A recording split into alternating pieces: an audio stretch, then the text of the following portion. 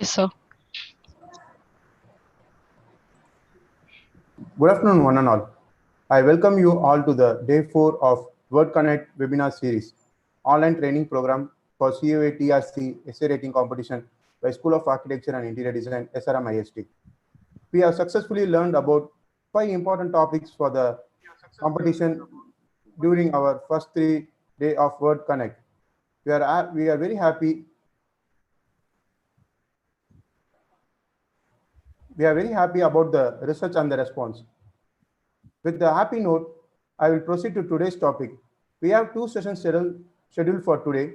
The first topic is Architect's Role in Environment, Health and Happiness in Nation Building by our design chair, Professor Vayaburi sir. Welcome you, sir. And the second topic is going to be the use of dictionary, effective and sharp sentence making by our academic coordinator, Professor Esther Ma. Welcome you, ma'am. We are very happy to have you both here for the Word Connect. The moderator for today's session is going to be our third year BAc student, Gopika. Welcome, Gopika. Over to you. Welcome, sir. Good morning, everyone. A very good morning to the listeners. I'm Gopika. I will be the moderator for today's session. I welcome you all to the first session of day order 4, Word Connect. Nation building involves people from all walks of life. The responsibility of building a nation is therefore lies in the hands of all the citizens. But as architects, we form the backbone of any development. As quote goes with, great power comes from great responsibility. Our role is not limited to just planning, designing, and overseeing construction. The role extends towards the environment, health, safety, and happiness of the nation. It is therefore understood that collective growth is the only lasting development and any nation can aspire for. To shed more light on this topic, we have a lecture on architect's role, environmental public safety, health, happiness, in nation building. I would now like to introduce the speaker of the session. He is a honorable faculty member, the design chair of SRM. He is the principal of architect of the firm Vayapuri Architects. He is a source person for the Council of Architecture. He has a Lifetime Achievement Award in the field of architecture conferred by the Indian Concrete Institute in 2017. This is the second lecture in this training program. Today is a very important topic and we are really lucky to have our speaker, Architect Vayapuri Thangavelu sir, share his knowledge on the same. Welcome, sir. Over to you, sir. Thank you, Gopika, for that wonderful introduction. Now, today's topic, as you all know, is architect's role in environment, health, and happiness. But before going into the topic, I would like to share a few words. So this is part of the ongoing training program for students to undertake this endeavor of writing essay, which is conducted by the COA. So we have a varied range of presentations for the past 3 or this is the 4th day, I think.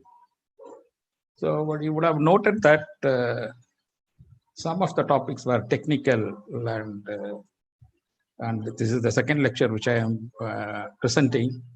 And my lectures are not about the technicality of writing essays, about the grammar, forming sentence, and all many other faculties have dealt on that. Mine is about the content. Even this content, this topic, what the council have said is it has got a wide spectrum, so it cannot be limited to one single, and it cannot be addressed in a very simple manner. It is very complex. So that's why I chose and to deal with the content part. Content part becomes the most important aspect of any essay competitions. But even in the content part, I am not trying to give you a direct content. So you do write something on this, you write something on that, or so I am not giving you any content. My talks are only to induce students on various subjects which will be relevant, and you cannot stop with you. Don't be with an intention of getting a direct content for your essay. So that won't work, and that is also not proper.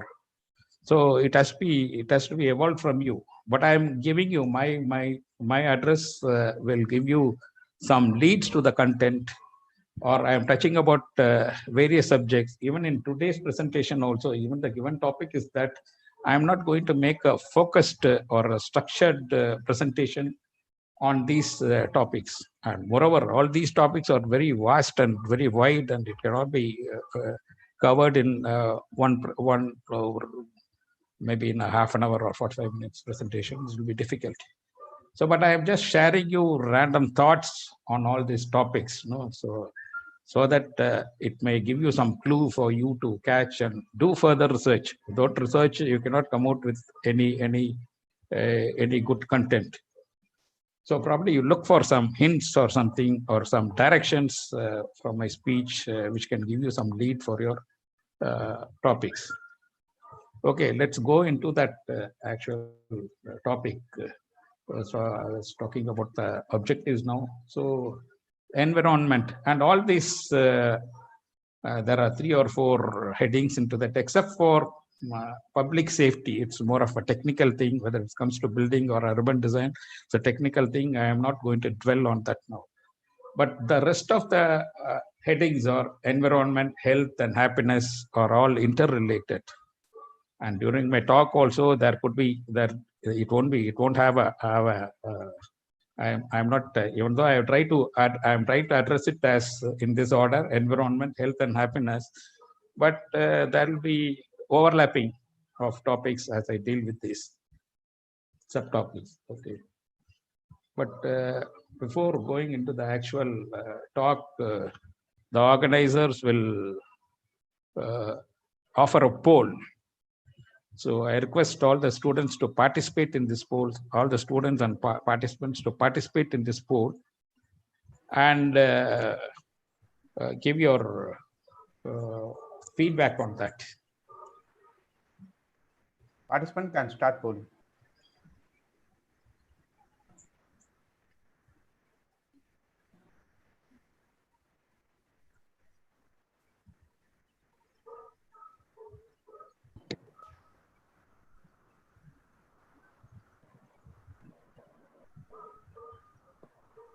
The poll will close in 30 seconds. Kindly cast your votes.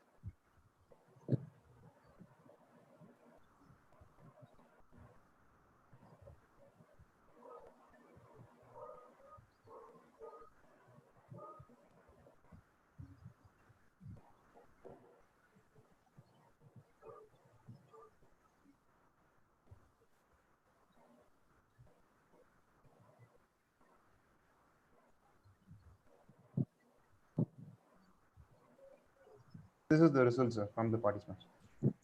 Okay.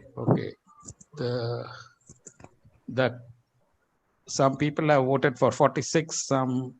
Many have voted for 78, and also some on 110, and 78 and 140 are almost equal. 30% of people have voted, but the right answer is 140, 140th rank. So see here, I would like to mention another thing. Also, you need a lot of general knowledge. You're come to architecture, and you cannot depend all your knowledge only from the school or from your faculty. You let you open up yourself, spend more time on the library, on the net, researching, gathering more relevant information and all. And if that was existing, no more of research, and I think we would have had a better result. Okay, regarding this poll, I would also like to share something else also. One of our neighbor, Bhutan, this country Bhutan, I don't know what is their rank, but they have kept happiness as the prime importance for development. So they were all bothered about their people. The rulers were bothered about their people, and they have kept happiness as their most important part of their development.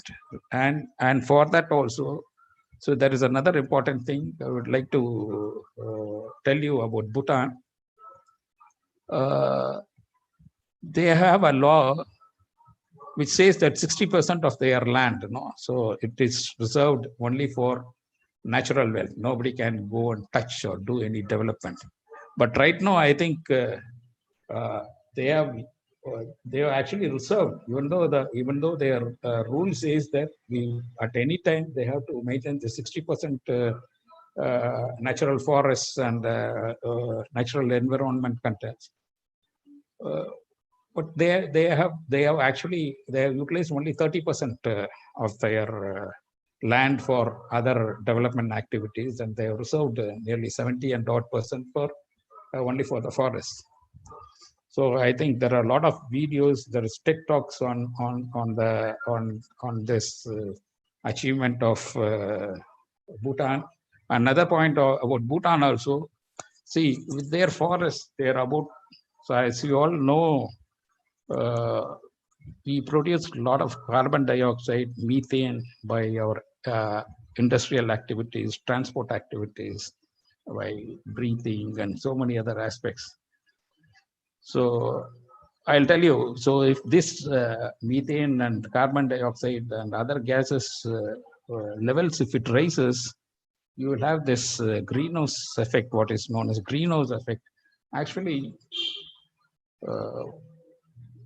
people who know about the history of planets, planets were always cold, and over the period, Earth got warmed up, and only after warming up, it was able to have all kind of species, vegetation, people, everything was possible on the Earth. And this is actually governed by that atmosphere, which contains which keeps the Earth quite warm. But by this act of producing more gases, like unwanted gases like carbon dioxide and methane and other unwanted gases, it is all because of our rapid industrialization and too much of transportation and too much of deforestation. All because of that.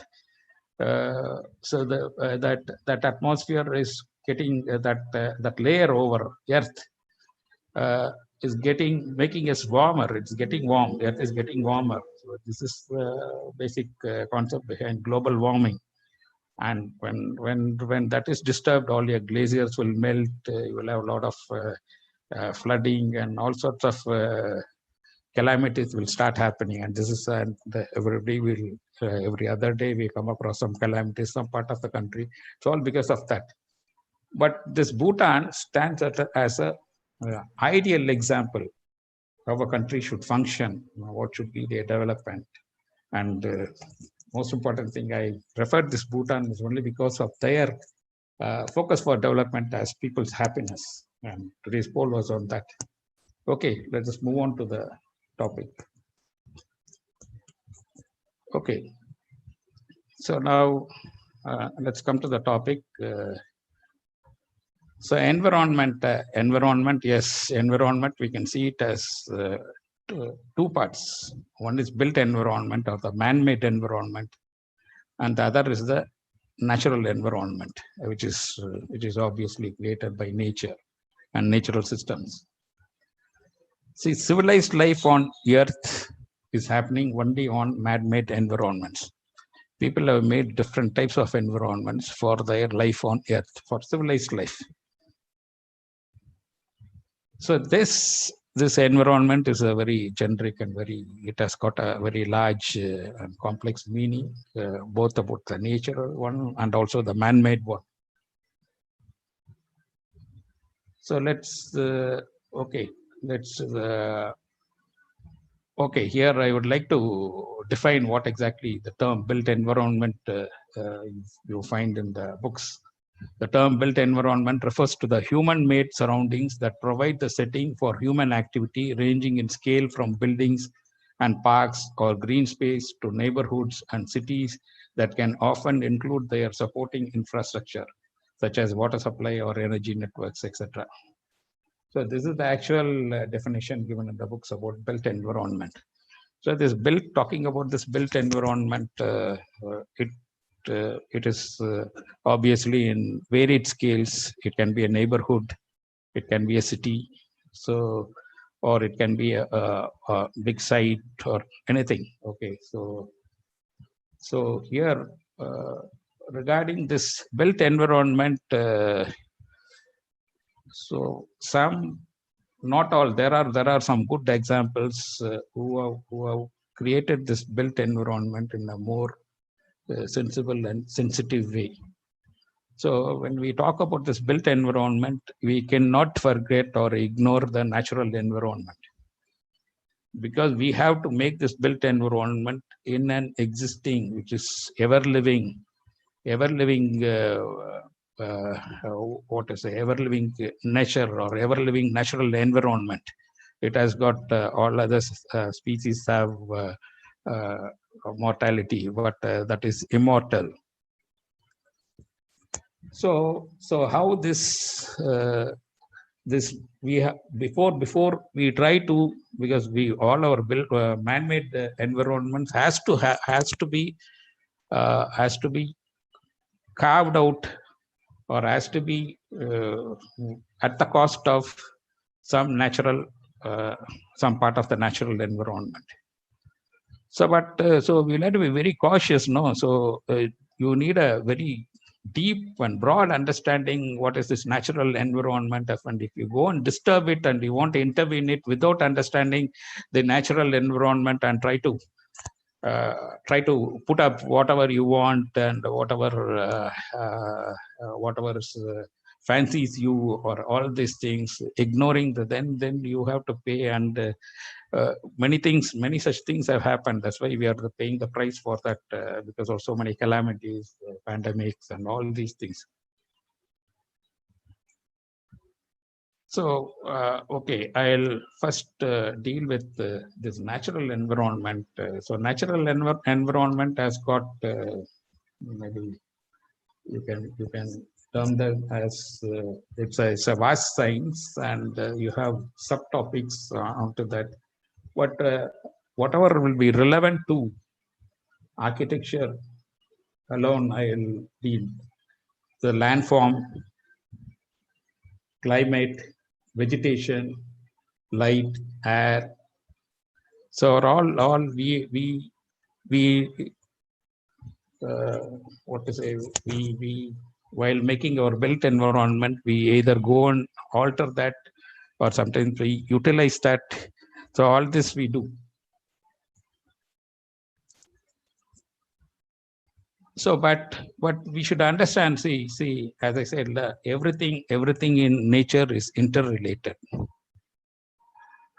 All its landforms, water bodies, all the greenery, all the living species, everything has got a role in that, and it is a very vast and complex system where it has got so many subsystems, and the earth is functioning because of all these elements which are existing and which are performing certain things.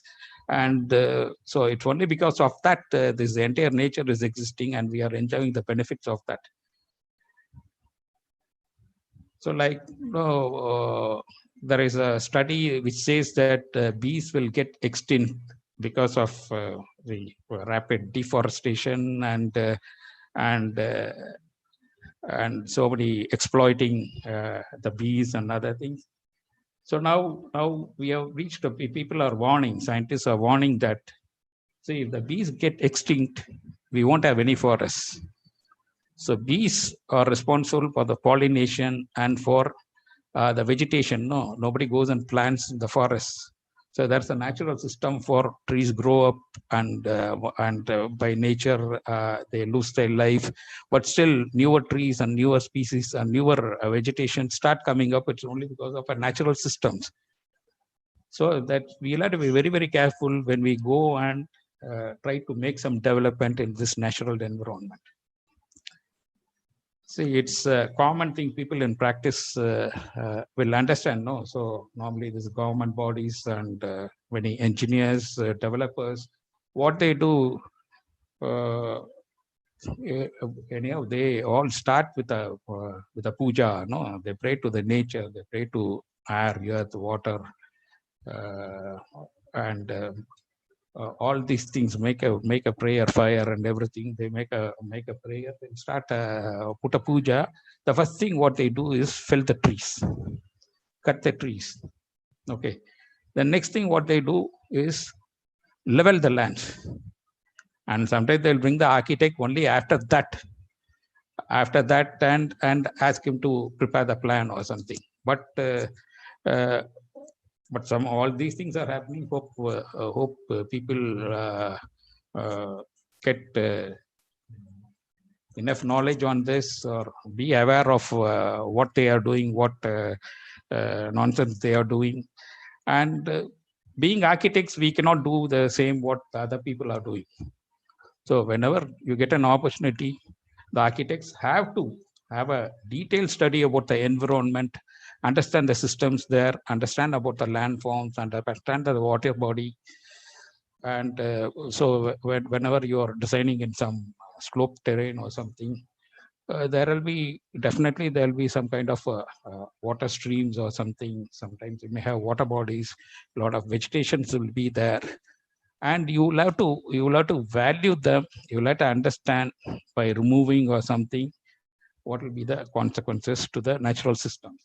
Then you go and integrate your needs into the existing nature. This approach, so if you have an inclusive approach, if you have an approach where you really understand about nature, natural environment, and think of your development, then it will be it will be better. It will be better for both for the natural environment, but for human environment also. You can get good lighting, good breeze, and this health is another topic here. A lot of health issues depend on the environment. Even now today, the World Health Organization has said that it's better. Preventive measures are better than taxing the medical professionals, and there is too much of dependence on medicine and doctors nowadays, and hospitals. People expenses for their health is increased a lot from what it was happening 30-40 years back.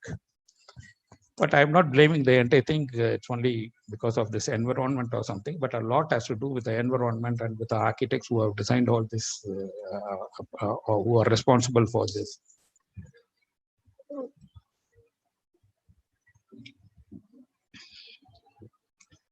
A lot depends on the food habits, what people practice also. It's important. It's not enough you provide the right environment which ensures good health, but people don't care about their fitness and other things, their food habits and other things. Then we can't help it. Okay, that's another point. No, so that's not of interest for our topic. So for us, environment plays a very important role for health. So by nature itself, nature, the fresh air in nature, the breeze through so many vegetation has got medicinal values by breathing. So a lot of people who have trekked to the forest will agree with me that when you have a trekking through the forest or something, you'll feel better, you'll feel healthy, you'll feel more fitter.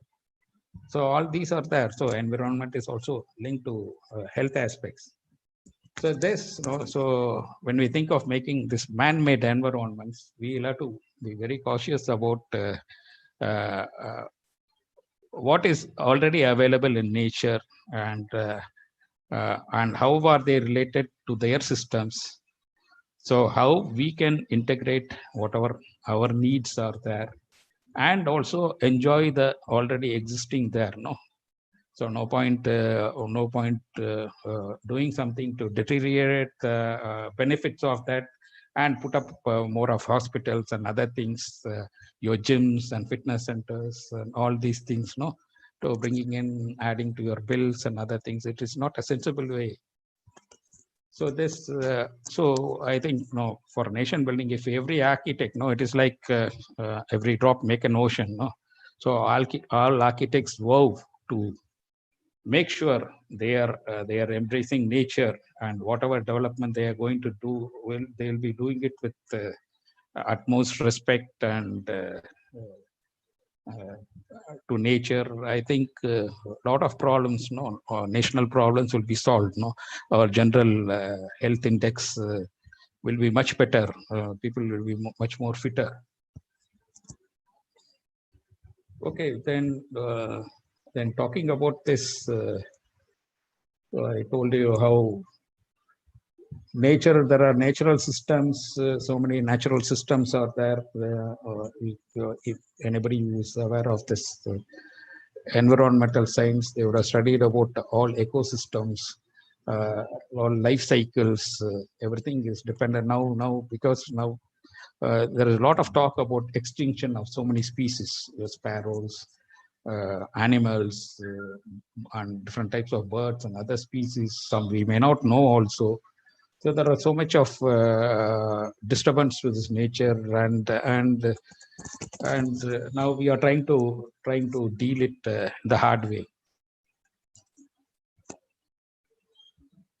So let me come. Okay, I've been talking about all this. What to say? All these theories and about what wrong we have been doing and other things. Okay, actually, if you want to, how these good practices can be implemented in your designs.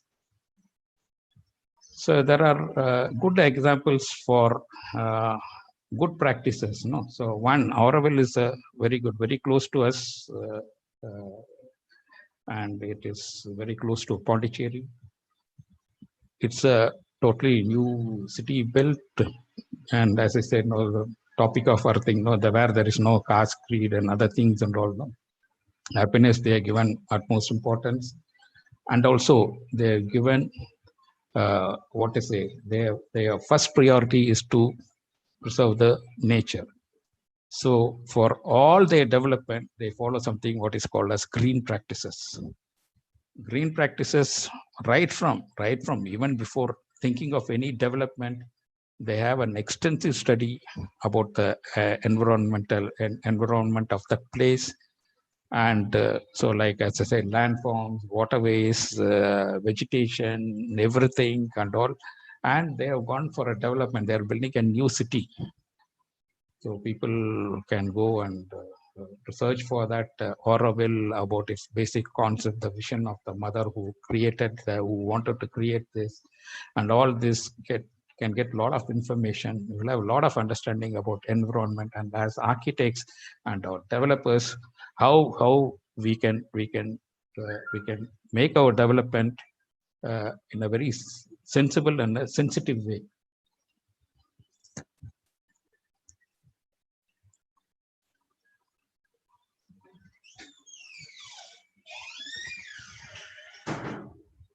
So about health, I spoke to you about over dependence of medicine, and how embracing nature can help your health and all these things and all. So here I would like to tell you another important point which I missed over the speech. So you like to remember, we spend most of our times, 90% of studies says that it's about 90% of the time of our life we spend in indoors.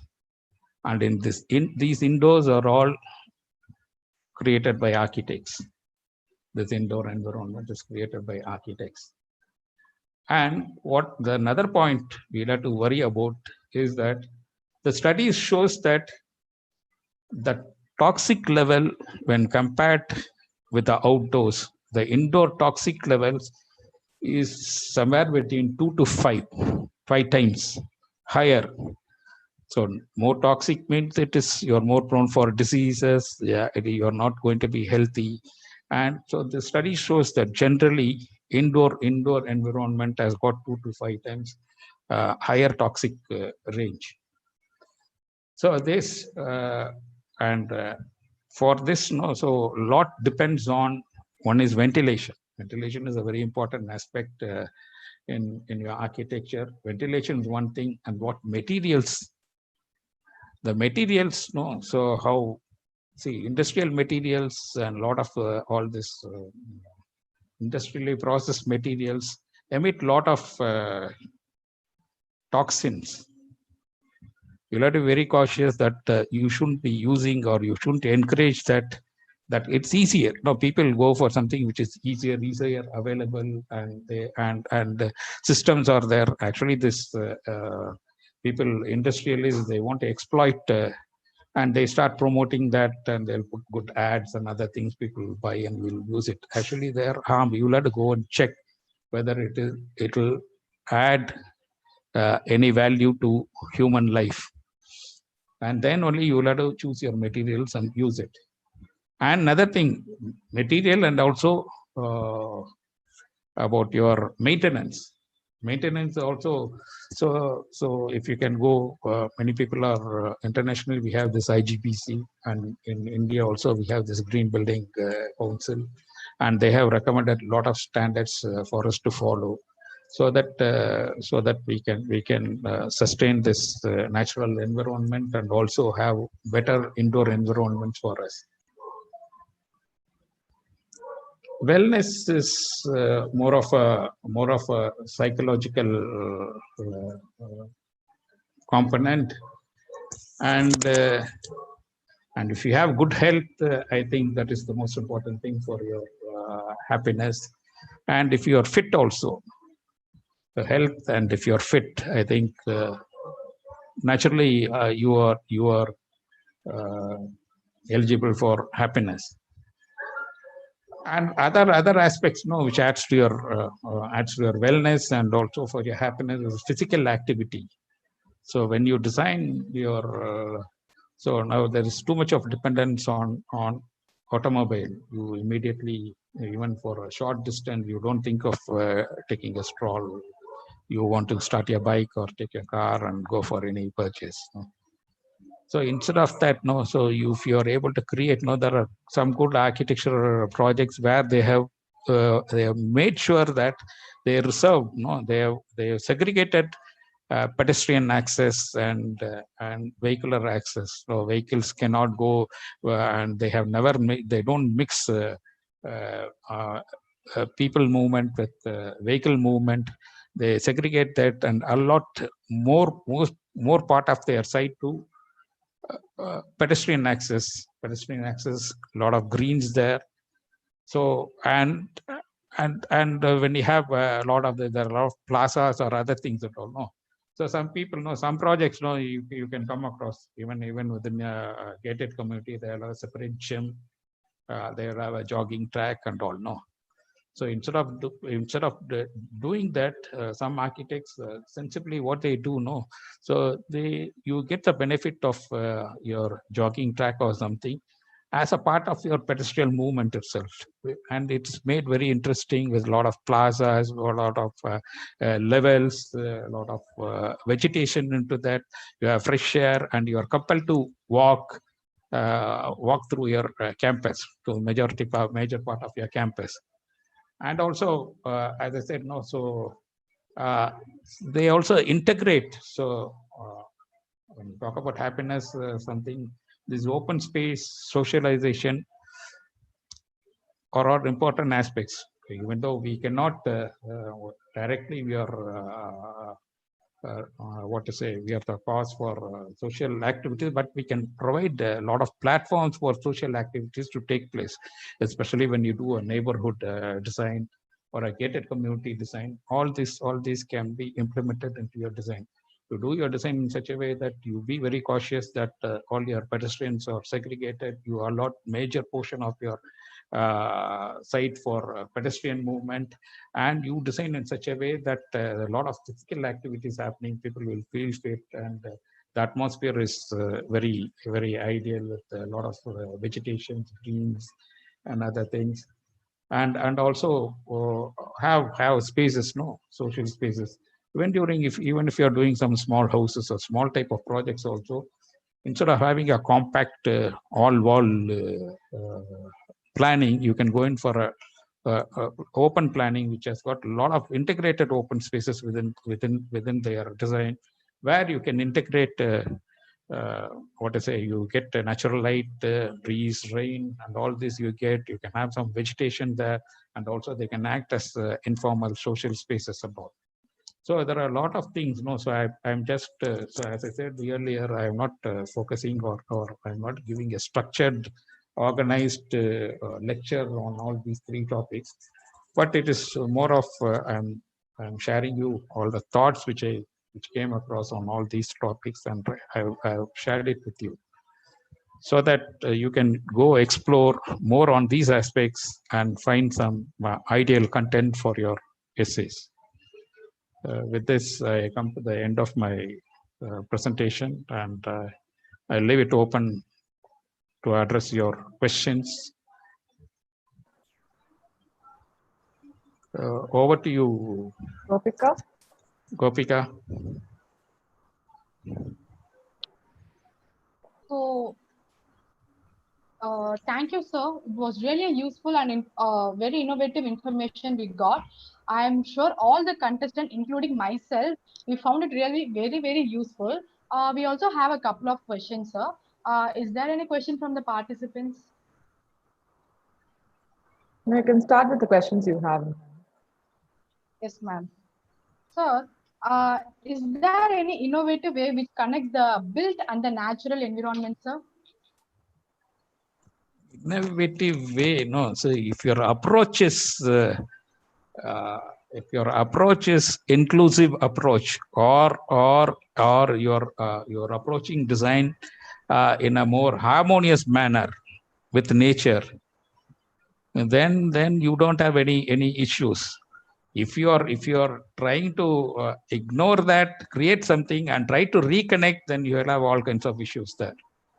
So there is no innovative ways. Innovative ways is what is there. You need a better understanding of the natural environment, and your job is to create environments for the human environments for a civilized life, and see to that not the best of all the natural environments, and which are beneficial for humans and also for the nature, are preserved and maintained, and still you go in for your development whatever you want.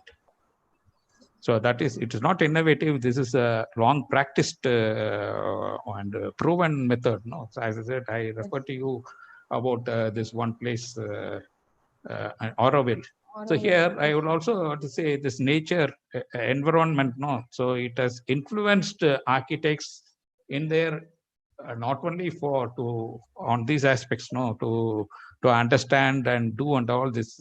They have guided you in your approach to design also. There are several people who have inspired from nature for their design methodology also. So during traditionally we had this organic architecture, and in the modern times we are having this organic architecture in a more innovative way. So it's something called parametric design. So the parametric design gives us an opportunity to explore. Before that, most of our buildings were on geometric, based on geometry, and geometric forms and geometric patterns were dominating our past. But nowadays you can see a lot of organic forms for our architecture. But still, no. But the roots, even though the means what we follow are highly digital and too technical methods, but the roots and the core of this organic forms lies in the nature. You study about animals and you try to inspire a structure out of that. You try to study about a tree and something. You try to inspire a structure out of that. So all these are happening now. Thank you very much, sir. And okay, before ending, I have another thing also I like to mention. So when I was talking about this environment inspires us for our design approach and design methods also. There is one architect in Harare who came out with and that that type of design. They call it as biomimicry or biomimetic design. What he did was that the Harare is almost arid climate is there. The temperatures are very high, and the place is very poor. So they cannot afford air conditioning, and they cannot spend on the bills of air conditioning. So all this was an issue there. So, but this intelligent architect, he inspired from nature, inspired from termite hills, So he derived this concept from termite hills. He found out that even though this termite are found in barren lands, in those hot, arid places, the interior of these termite hills were very cool. So he learned something, and that he implemented in that building, which is called as Eastgate Embassy. Go and check that. So there, without any power, without any electricity, he has air conditioned the entire building. It's a multi-storied building. It houses the government offices and also a shopping center there. So we have one question from the part. Ma'am, it is not very clear. Your Your line is You not clear, have ma'am. spoken on responsibility of architects. I am not Yes, able sir. to. Yes, sir. follow. Can you hear me now? Am I audible? Yeah. You have spoken.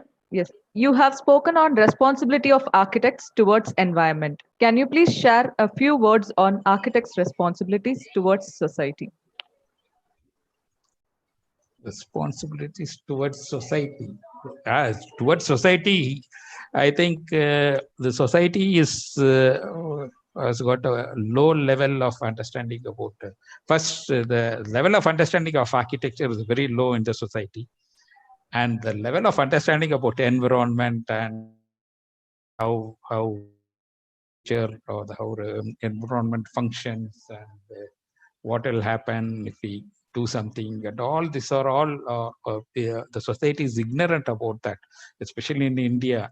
Maybe even in all these urban centers where we have a lot of educated people also, all such things are happening.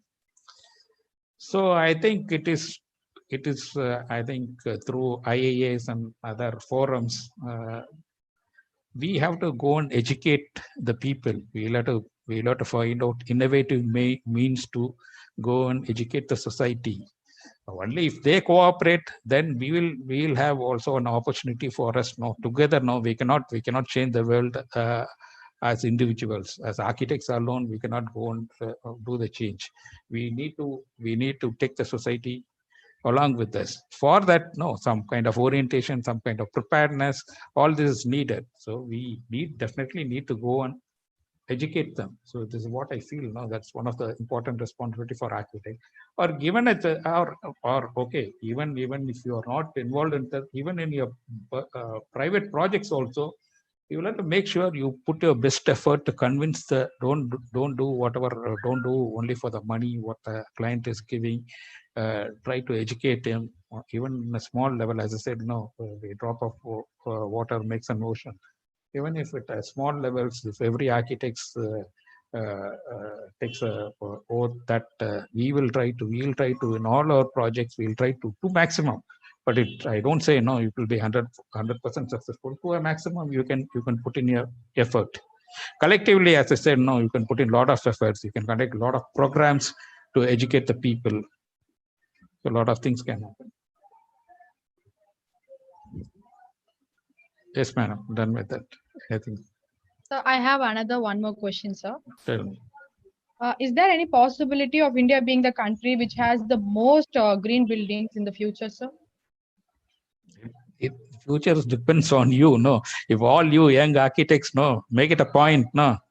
Yes, we'll take it. We'll take it in a war footing. All of us take a oath, and see, all this is all this whatever. We also share equal responsibility. We can make a more more healthy India. We can do. So as I know, that's why I told you, cited this example. As soon as I saw this poll on happiness, I cited this example of Bhutan. It's a very small country. Its population and that economy. No, so when that person that he is from the royal family who was addressing the TED talk, you go and listen to the TED talks. He was saying, no, our total economy will be something. Sometimes it will be lesser than even among one of you sitting here. So they're a very, very poor country, but their intentions are good. And moreover, they are all very contented people, no. So, but it is not like here. No, we want to make buildings like as it is in Europe, as it is in America. We want to, and some people build only to show their. I have come across so many clients, no. So they want to show, no. They want people to come and say, oh, so you spend so much crores, oh wonder, no. So this kind of people. So all these things, I think, have to, even though it's not going to benefit him or something, just for the, I don't know what you call that, for the pride or what kind of pride, I don't understand. They will do things and all. No, all this mindset has to change. So it all changes also. Even at government level also, people are, even at the government, so forget this people, individuals. Even at government level, this kind of understanding is not there. Many of the buildings, they are not, they have departments, they have Terry, and they have so many things to promote green buildings and all. But in how many government projects they follow what they preach is a big question mark. All these are there, no, but young people like you can take this. You've got a lot of scope. You've got a lot of opportunities in India. There's a lot to change here. You can do it.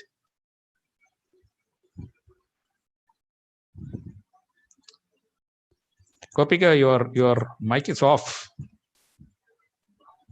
Sure, sir. Thank you, sir. Thank you. Yes, ma'am. I'm done with my. Gopika, do we have any other questions? Yes, ma'am, I have another one. So we all know that charity begins at home. What kind of changes you are prescribing for a campus level, sir? Yeah. What? No, I didn't get you. So, what is the we question? all know that charity begins at home, sir. Okay. So what kind of changes are you prescribing in the campus level, sir? You mean SRM campus? Yes, SRM. You tell me any one contribution from the architecture department. Then when you don't know whatever is happening. So what can we do about it? Maybe I try in some of my projects. I try convincing them. But maybe when you come to practice, and my practice is in a small town, and there's a lot of cutthroats from unhealthy practices. So all this you'll have to face this and do. Given a chance, definitely I'll be doing. So only that I can say. Then for the rest of that. As I said once again, no, there's a lot of opportunities for you. We have got a lot of changes to bring about.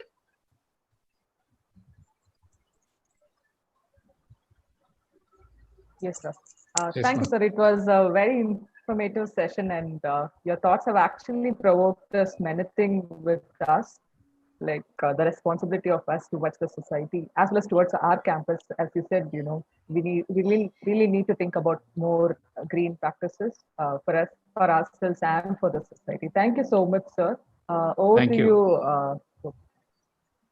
So thank you so much, sir, for patiently answering all the questions. This marks the end of the first session. Thank you, ma'am. I hand over to Grace. Thank you. Thank you. Thank you, sir. Thank you, sir. So now we have the second speaker. We have Esther Ma with us. She is going to talk to us about the use of dictionary and thesaurus, as well as effective and sharp sentence making. Gupta, can you give us an introduction about our speaker?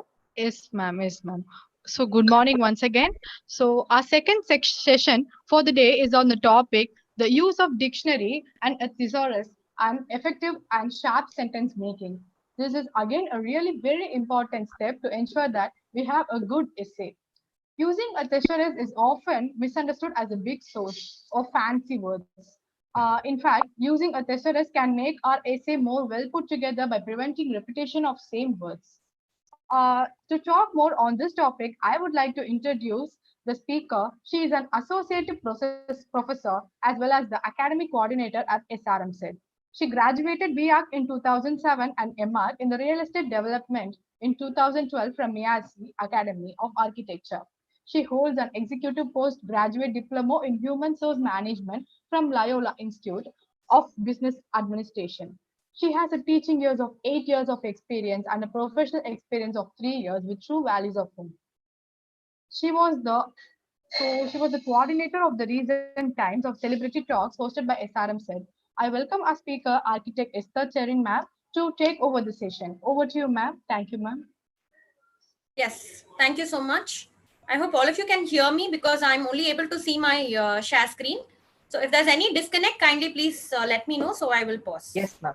Yeah, thank you so much. So with respect to this essay writing, we've been having a lot of sessions, I hope, which is helping you and encouraging you to learn every bit of information from the sessions. With respect to an English or an overall language perspective, I'm sure you had 2-3 sessions with Gajendran sir and with Surya Prakash sir on how to use effective online tools and also to read backwards or report.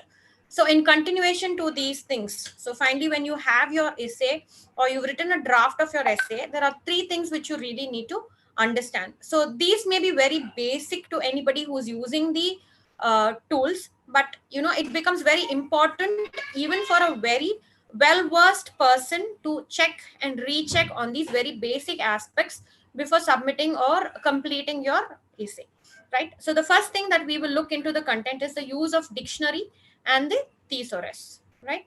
So we will see what the dictionary is exactly and the thesaurus and the need to use the thesaurus and an example. So I am not going to go into details of every examples of how it can be dwelt into, but this is going to give you an overall picture of how the small tips of using the dictionary, the thesaurus, or implementing the use or need of thesaurus is going to make your essay a better one. What is this dictionary? We've used this dictionary right from school, but we never need to stop using this dictionary because at every point of time we are prone to make mistakes on spell checks, meanings, the pronunciation, the syllables, and all these things play a very important role while using the dictionary. You now need the help to make sure your essays don't have the basic errors that will make it look bad at the end. So this is one of the effective things you have to make sure, that when you write your essay, you spell check, use the right words when you put them into your essay. So dictionaries and thesaurus both provide writing assistance for writers of all levels of expertise and ability. The ability to read a dictionary will help increase your command of the English language and will help you to be more precise in your speech as well as your writing. So understanding the dictionary is the basic start to get a overall clutch over the language. So you will know when to use what right kinds of words to use. This will help you to improve your writing skill as well as your communication skills. Okay, so a good dictionary is a very important tool in enhancing your word power, develops your reading and comprehension skills. So it will also help you to understand the subject when you read a reference article or another book, or when you need reference to certain words, the dictionary will help you. It orients you with origins of the words and aids you in pronunciation and spelling as well. Okay, so these are the basic things that the dictionary gives you. It gives you the correct spelling, the correct syllabication of the word, the correct pronunciation of the word, and parts of the speech, and etymology and the meaning. So etymology, is the origin of the word, how it has been transformed over a period of time, and finally the meaning of the word. So this is what the dictionary actually gives you in an alphabetical order. Now we have the thesaurus. A thesaurus is a book of words that shows the relationship among the words in it contains. So it is basically a synonym, a word that has a similar meaning to one another. This is what the thesaurus is exactly about, and which will help you to write a better essay in terms of using the right synonyms very responsibly. It can be very tricky also, But as you learn to use the thesaurus, replacing a word with another synonym will help you improve your essay. For example, good, fine, okay. How are you feeling today? So all these words can describe the feeling, but there is a slight difference to, or a mild uh, connotation difference to these words or the emotions or the meaning of the words that you use, but they are almost kind of similar. So how can we use a synonym? Synonyms can be used instead of common words. So when you use regular words, they become very boring. So when you make a word with a little appropriate or a better word, it makes it interesting for the reader. Common words lack power in our writing. They can make our writing very boring.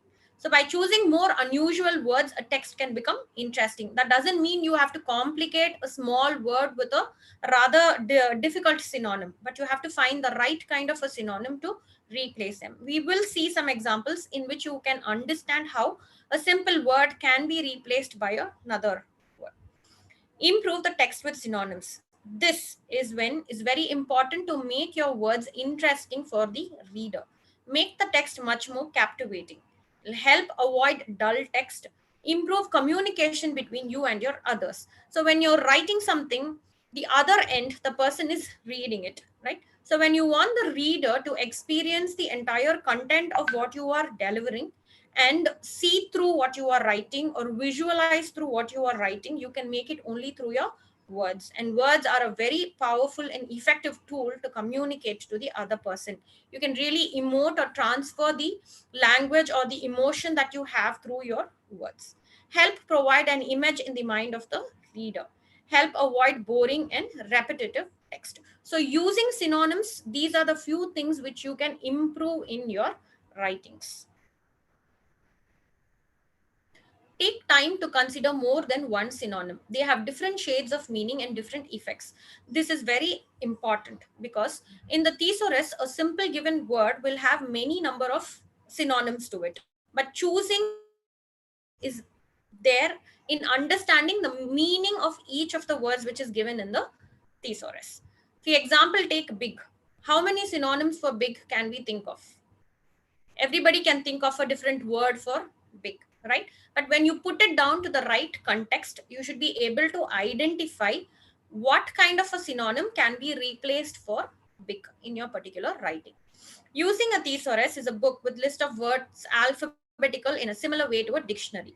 Besides each word entry, a list of synonyms is there. For example, aback, desert, evacuate, forsake, leave, quit, withdraw from, are many of the synonyms for aback. But using the right synonym in the right context has to be chosen by the person. So instead of writing aback 100 times or 4 times in your essay writing, you can replace them with different synonyms to have no repetition or redundancies. So there is a basic difference between your dictionary and the thesaurus. The dictionary contains the meaning, definition, pronunciation, orthography, etymology of a word, whereas the thesaurus contains synonyms and antonyms of the words. Synonyms are similar and antonyms are opposites of the words. Dictionary follows an alphabetical order. The thesaurus also follows an alphabetical order or a conceptual order. The aim of the dictionary is to provide orthography, pronunciation, and signification of the words in a particular language. But the aim of the thesaurus is to help the writer to find more suitable words to avoid repetition in terms of writing. So you think which is more important to you in terms of writing? The thesaurus is a very, very useful tool for you. It's not just a book these days. So the dictionary will help you determine the precise denotation of the words. But the thesaurus is a responsible usage is very important, which will help you to capture subtle differences in the connotations of the words. There is only a subtle difference in the connotation. Please note that. The thesaurus is used on a computer while writing an email, letter, or to write an article, paper, to find the alternative meaning for the words. For example, repeating the same word throughout your writing can become more repetitive to a reader, and you could use a thesaurus to get the synonym of the word. The thesaurus can be an excellent tool for enhancing your writing, and it can provide valuable assistance in inspiring diction that is more vivid, sensory, and imageful. It can allow you to cut adverbs and adjectives that may clutter your drafts and provide language that is more direct and active. So this is basically what the thesaurus will help you do. So when do you need to use the thesaurus? We know a lot of words which is there at the back of our mind, right? But sometimes when you want to write them out, it never comes out, right? You don't get the right word at the right time, even though it's right in the tip of your tongue. You are never able to spell it out, right? So that is when you have to use the thesaurus to nudge your memory. When you click that part of it, you will have various options to writing. So use it. It is available to you. See options or see synonyms which are going to help you to trigger that particular word which is already there in your mind to use it appropriately. And do not go for the first word that comes to your mind. Maybe you're really good at writing, but you have written it over a number of times, and many times you're repeating the same word. And that is what spontaneously comes to you over usage. So don't go for the first word that comes to your mind. See what is an appropriate word in the context of your writing. To get rid of an ineffective repetition, to find the right word to begin with. You don't have to always start with in order to consolidate these things to start off with, so instead of writing these words, you can find right words to start your essays with. And to discover the right word, maybe you have something in your mind, but that word is not exactly the right word. So when you see the synonyms of the word, maybe the appropriate word comes to you at the right time, and you discover the right word itself. So rather than using what was there in your mind, you end up using a better word. To find the strong, precise verbs that a reader can see, hear, and feel, so you can communicate better to the person who's reading it. To find adjectives that to say what you exactly mean. So these are some of the points which will help you, or when you need help while writing assistance, you can take it up from the thesaurus. This is a small example discussing about a building or something, and the first point that comes to you is like a massive building, right? So a massive building may be discussed many times in the article. So when you're discussing it with terms of the structure, probably you can use a different word. So when you're discussing with terms of the scale of the structure or size of the structure, then you can discuss it with another word. But similar words are encapsulated to massive. For example, colossal means extremely large or great. Enormous means very large in size, quantity, or extent. Monumental means great in importance, extent, or size.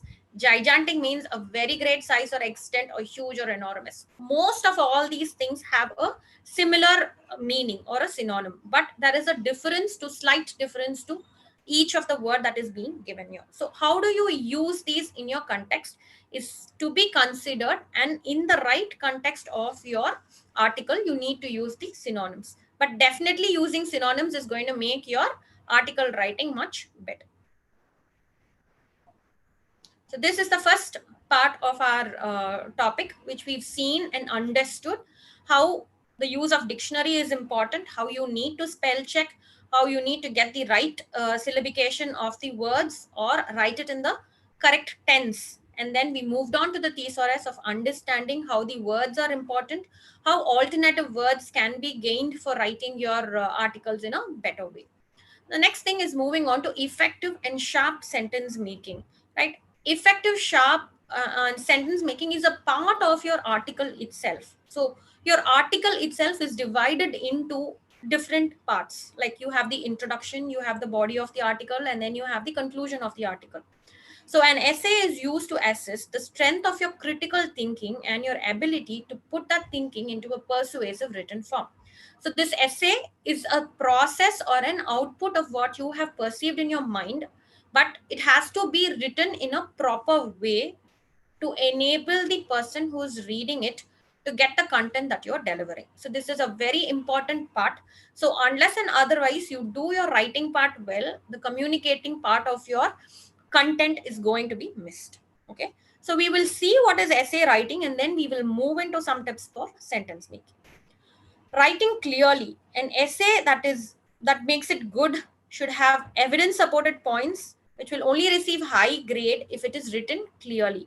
So clarity is produced through careful revision and editing. So when you write your content, you need to write it properly, then you need to revise it properly, and you need to edit it properly, because once you start writing, you write with full flow of your thoughts. So that becomes the draft of your format.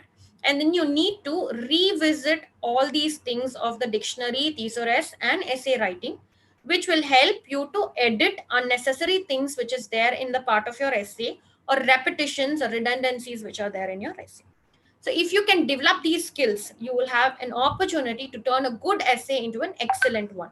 So you're capable of writing an essay with what thought process you have. But checking the essays, if they have the right points, if they have the clarity of thought, or if they have any edits to be done or any revisions to be done, if they follow the order or sequence, will make it into an excellent one. So when you edit your essays for clarity, try to view it with fresh eyes, almost as if someone else has written it. This is difficult because you have written it yourself. So take a break after the day, review your essay, then underline the mistakes or underline the points that you feel that need to be revised.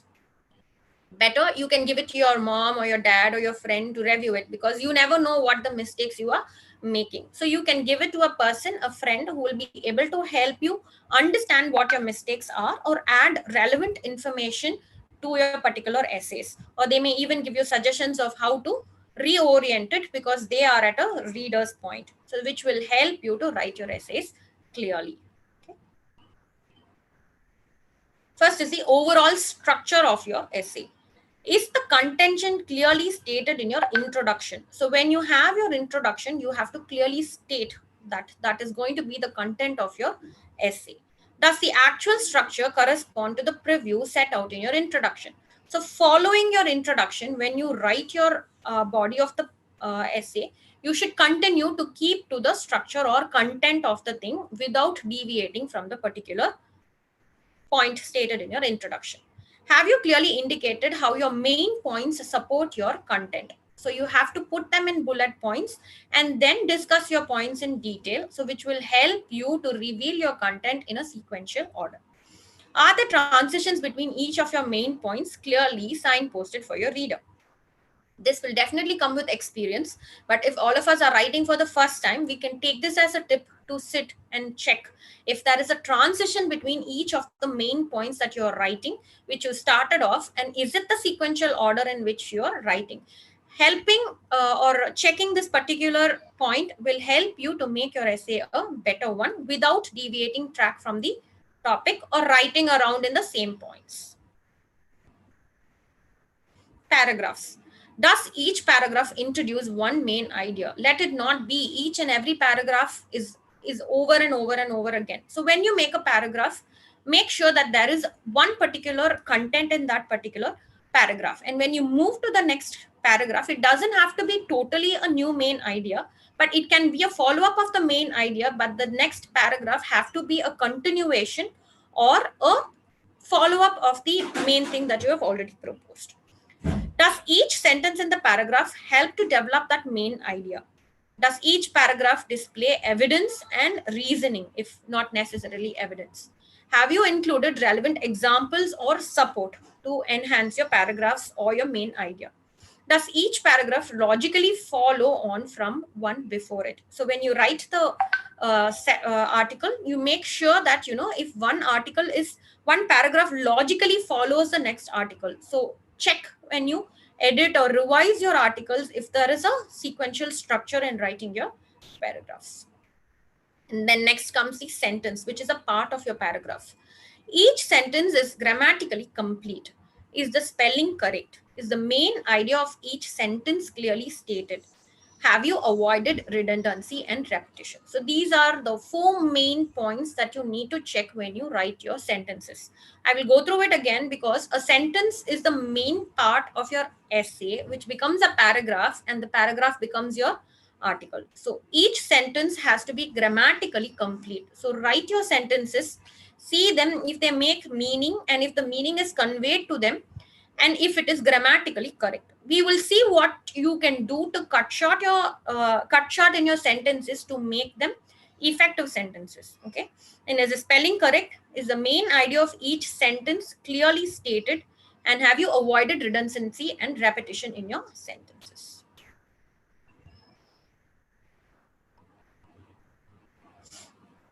So these are the final tips that I could give you to make sure that your sentence making is effective and crisp. Okay. So cut a long sentence into two. If it is too long, make it into two crisp sentences, which will help you to give the exact meaning of those sentences.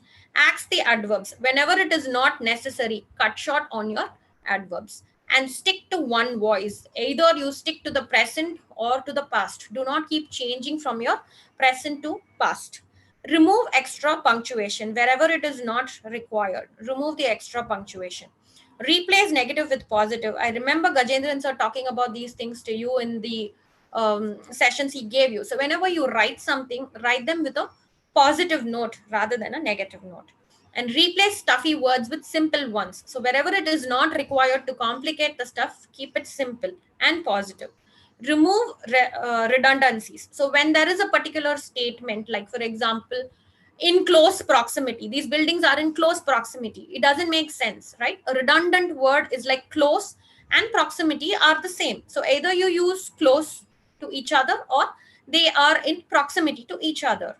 Or for another example which you can give, like interdependent on each other, interdependent or on dependent on each other. So either one of the words you can use. So you generally, when you start writing, you tend to write they're interdependent on each other. So when things like that are repeated twice in your sentences, you can cut them short. Reduce prepositions, eliminate there is and there are at the beginning of the sentences. Match up your bullet points. Check your commas with that and which.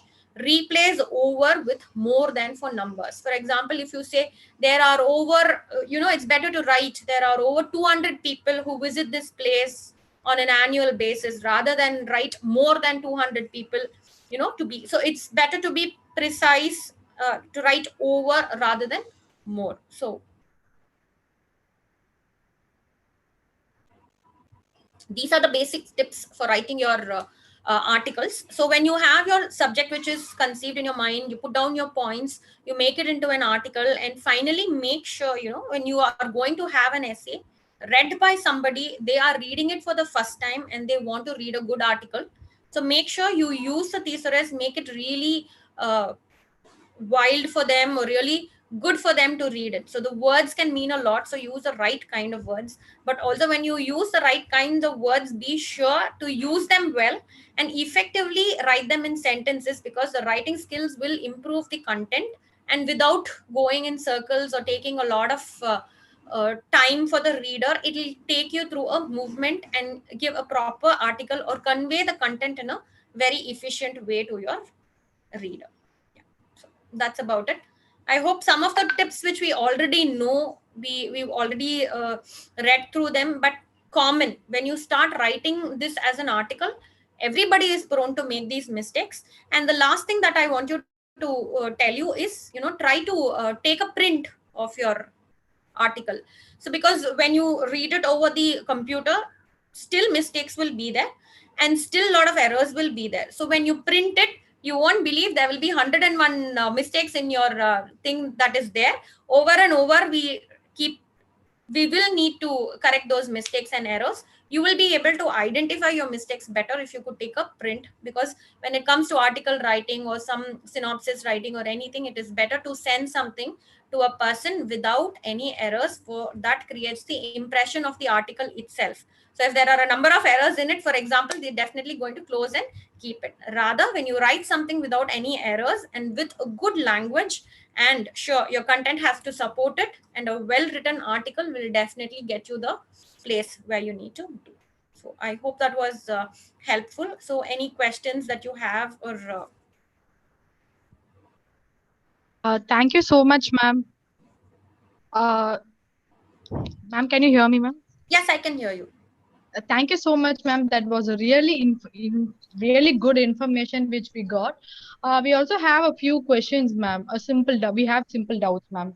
So while writing the essay, body of the essay, which is better, ma'am? Writing with the lots of subheadings or writing with limited subheadings? Which will express more confidence, ma'am? Which is better, ma'am?